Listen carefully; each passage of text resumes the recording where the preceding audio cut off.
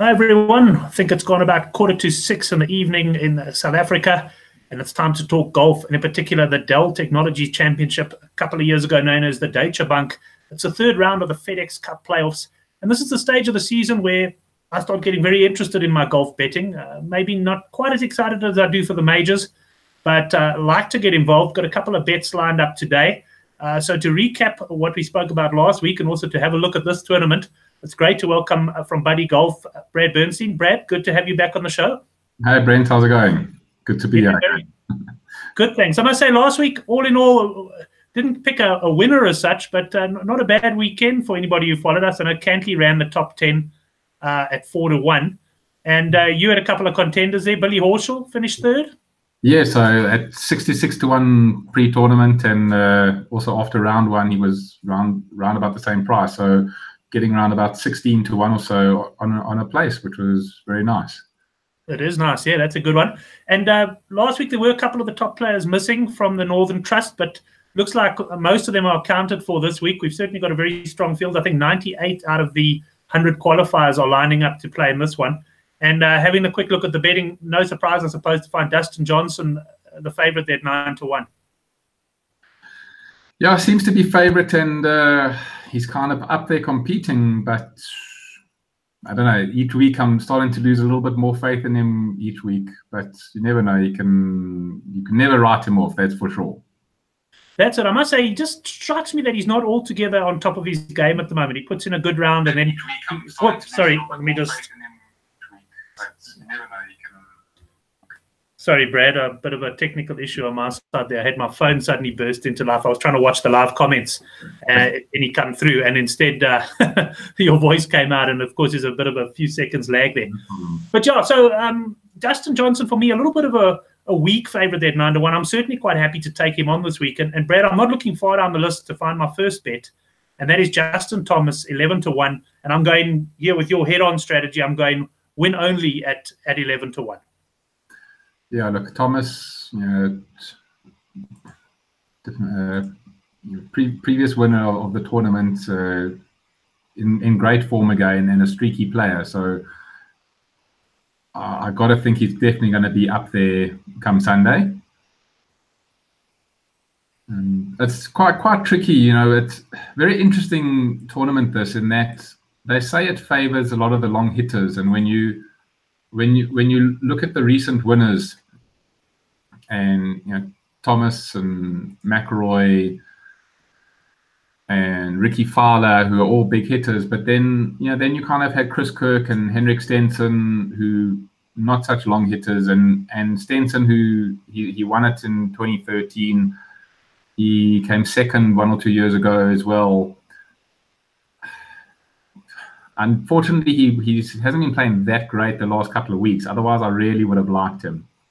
But he's probably got the best course form of the top players there. So I also quite fancy Stenson to put in a bit of show. And because he hasn't been playing that well recently, he's dropped in the odds around about the 33-1 mark. So the win in place for him might also not be a bad call.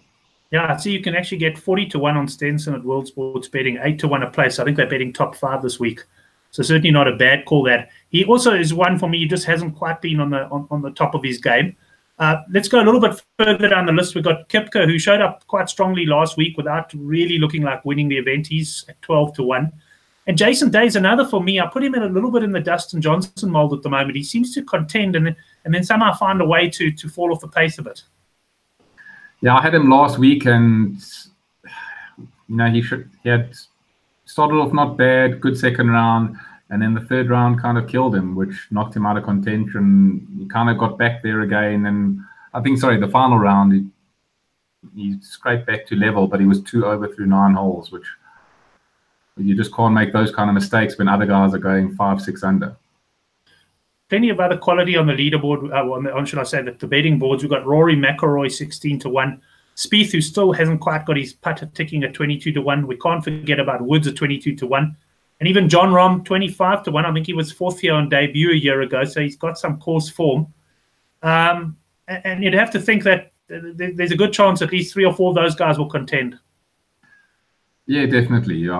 They're too good the top 10 at the moment. So I'm sure at least 3 or 4 of them will be in the top 10. You can almost take that as a guarantee. Well, I'm only going for one of them as far as betting goes at this point. I'm going Justin Thomas. I'm going win only at 11-1. I think he's a solid bet. He is the defending champion, and he has some excellent recent form to his credit. So I'm going for him there at 11-1. And then I'm going a little bit further down the betting boards, and there's a couple of guys who do catch the eye. Let's just discuss Bryson DeChambeau quickly, because he's 35-1. He, of course, won last week, and he's got some very unique way that he plays the game, the way he handles everything from a science perspective. And you've got to say that if he can continue where he left off last week, he's going to be a big runner again. Yeah. A lot of players have streaks. You get streaky players. I mean, you had Jimmy Walker winning 3 tournaments, and you had Billy Horschel at the FedEx getting 2 wins in a second.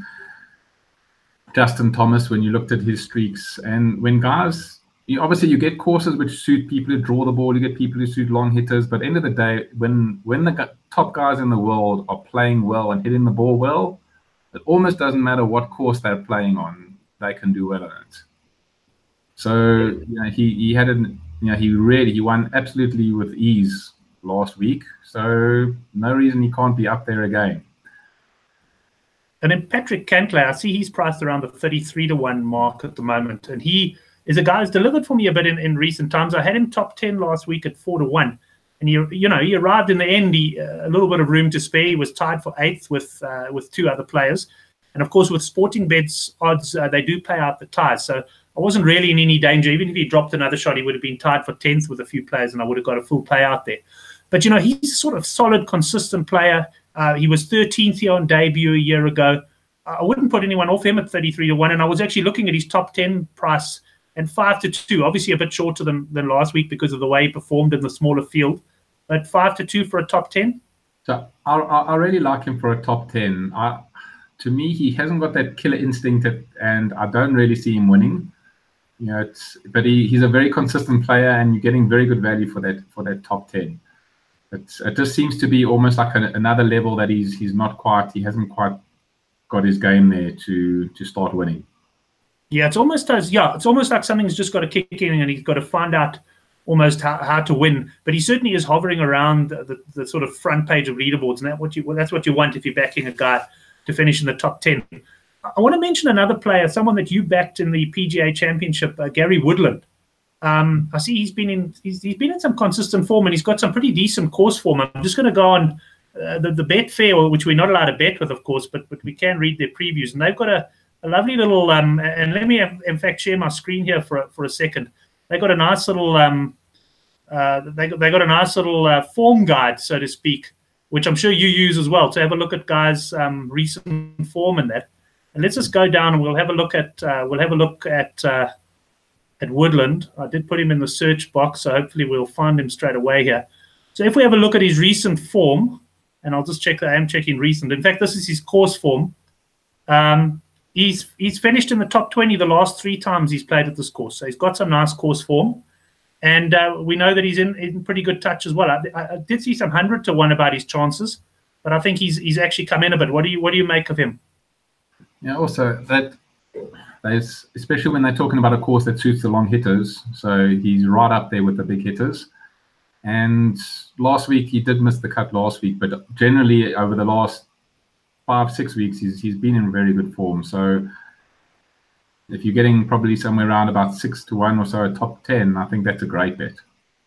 Yeah, you can. In fact, 6-1 at Sporting Bet. That's my bet for the week. I was looking at Cantlay 5-2. I might still get involved with him, but I was looking for a little bit of a bigger price, and I found Woodland 6-1 for a top 10 at Sporting Bet. That includes the ties. I think that's a cracking bet. He doesn't have to improve much on his form in recent years, and he can run into that. Yeah, that sounds good. Then I'm also going to stick with who I backed last week, who gave me some money, and that was Billy Horschel. Also seems to be, finding a lot of form. He's been in contention for quite a few of the recent weeks. Once again, I'm not saying he's going to win, but I definitely like him for a place at least. So maybe each way bet on him round about the 50-1 mark, and also look for some match bets maybe to find him against someone else round about that mark. Yes, he was runner up here 4 years ago. So definitely, and certainly, as you say, it can be a streaky play, and he has certainly shown signs of coming to hand. So I'll just get you a price on Herschel there quickly. I'm not going to share my screen, but if we have a look at skim down the list, I expect it is going to be around about the 50 to 1 mark. Is he Billy Horschel 60 to 1? You can get 60 to 1 and 12 to 1 at top 5. So nothing wrong with that for a bit of value. Just scanning down the boards and looking actually at the form guide. Another guy caught my eye a little bit is Charlie Hoffman. He's got course form, and he's been a bit off the boil of late, but he's starting to come to hand. And he's a triple figure price. He's 100 to 1 and 20 to 1 for a top 5. He's one of those players to me that consistently fly underneath the radar. And this week he's the sort of roughie that I'm looking at to really come from nowhere and perhaps challenge for a top 10. Yeah, look, he's performed very well in majors, and he's had quite a few top 10 in some of the majors. I find him also, he's quite a good guy to back as an each way in the first round leader, because he very often gets off to a flying start and then slowly fades away a little bit. But at those kind of prices, I think I might go with him maybe as each way for the first round leader.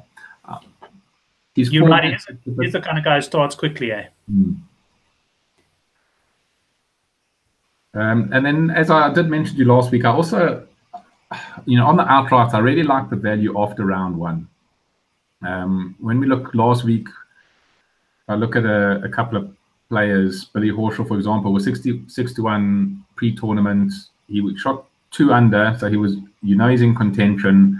And he ranged between 50 to 1 and probably 66 to 1 even after round 1. Kevin Na, I think, was 4 under. He was 50 to 1 after round 1. So, obviously, when you're going for someone like a Justin Thomas or one of the top guys, you should go, try pick them before the tournament, because if they're anywhere remotely in contention, then obviously their price will shorten. But when you're looking at your guys who are in the 50, 60 to 1 price, it's not a bad tactic to wait a day and then try find someone 3 off the pace. You're 90% sure he's going to make the cut. So this week that's not valid, seeing that there isn't a cut, but yes. You're getting a guy maybe 3 or 4 off the pace, and you're still getting 50 or 60 to 1. So look out for those value bets after round 1. Yeah, I must say, I'd never really done that before, but one of the guys on the Good for the Game forum, one of our veteran golf punters, goes by the name of Van. He does that. He started doing that now. He started looking at it after round 1 and round 2 and looking for the value. And since you raised it with me a few weeks ago, I've started looking at that as well. And definitely, as you say, if it's one of the least fashionable players, he can be quite in contention and you can still get a good price on him. So nice each way and in-running advice there. Brad, anything else from your side to wrap up? Any big match bets at FedExChange? So the match bet I really like, I don't know who's bet at Sunbet. So they've got Rory McIlroy versus Rahm, and they've actually got McIlroy at even money as the outsider. Right. Most places has got him quite a bit shorter. He's a previous winner on this course, and I do fancy McIlroy to be up there. Not saying he's going to win. He almost seems to have lost that killer instinct as well, but I do like him to beat Rahm. And then I think I'm going to go with then they've got Billy Horschel at 11.5 to 10 to beat Webb Simpson. So I'm going to go with Billy Horschel and Rory McIlroy to beat Webb Simpson and Jon Rahm as my match bet. So that double, they both, that'll work out just over 3 to 1 then, eh?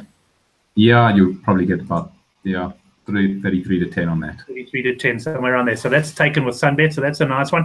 I haven't really had a chance to look at the match bets yet, but just to sum up for me, Woodland 6 to 1 for the top 10 and Justin Thomas 11 to 1 for the straight outright win.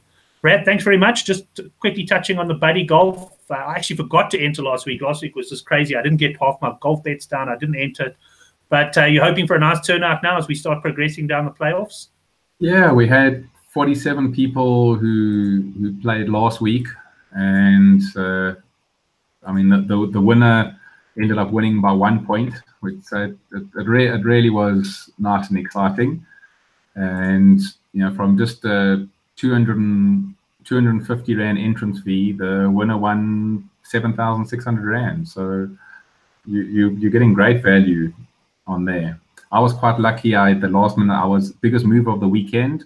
And the nice thing about that is even when you're not in contention to win Buddy Golf, I think I was coming last or second last after 2 rounds, but I managed to win the biggest move of the weekend, and that paid just under 1,200 Rand for my 250 Rand. And I was not even in contention. So it's nice, keeps you interested, keeps you watching, and the whole way through you're watching right till the end. Yeah, you can that 1,200 Rand will pay a few entry fees, keeping you in the hunt until eventually the big one comes along. So looking forward to that. I'll definitely be entering this week. Brad, thanks very much for joining me, and good punting to you on the golf. Sure, thanks, Brent. Good luck to you. Excellent. That was Brad Bernstein talking golf, the Dell Technologies Championship. Thanks very much for watching. You can subscribe to our videos below this video, and stay tuned or stay close to the Good for the Game channel, because at 6:30 we're going to be speaking to Gary Lentz, and he's in Spain, which is why we're having to take an early call. Obviously got a hectic social life, and he's looking to give away quite a few vouchers and bets and that to those that are watching the show live. So that's at 6:30 in approximately half an hour's time. Thanks very much, and go well in the golf.